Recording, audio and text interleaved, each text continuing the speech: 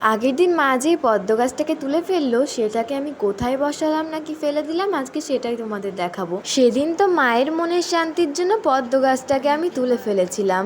তারপর মা যখন দেখলো এই গাছটাতে সত্যি টিউবার নেই কোনো, তারপর কিন্তু মা ছাদে রাখা এই কালো গামলাটার জলটা পুরো ফেলিয়ে দিয়ে এই মাটির ভেতরেই গাছটাকে বসিয়ে দিয়েছিল।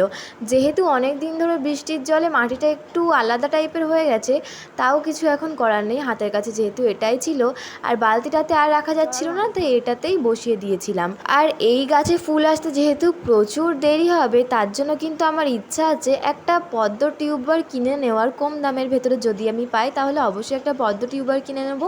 আর যদি তোমরা কেউ না জেনে থাকো যে পদ্ম গাছে কীভাবে জল দিতে হয়, তাহলে কিন্তু এরকম জলের ওপরে কিংবা মাটির ওপরে হাত রেখে তারপর হাতের ওপরে জল দেবে। এইভাবে জল দিলে কি হয়, পদ্মের গামলার জলটা বেশি ঘোলা হয়ে যায় না, মানে মাটি আর জলে মিশে যায় না। এরপর কিন্তু সম্পূর্ণ গামলাটা জল পূর্ণ করে দিয়ে গাছটা 1 সপ্তাহের জন্য এখানে সেট হয়ে গেলে তারপর কিন্তু গাছের গোড়ায় কোনো খাবার আমি দেবো। তারপর আগেই যে গামলা থেকে আমি কচুরিপানাগুলোকে তুলে নিয়েছিলাম তার ভেতর থেকেই 2-3টে এই গামলাতে দিয়ে দিলাম, যাতে গামলাটা দেখতে সুন্দর লাগে। আচ্ছা, তোমাদের ভিডিওটা কেমন লাগলো জানিও তো। Bye bye.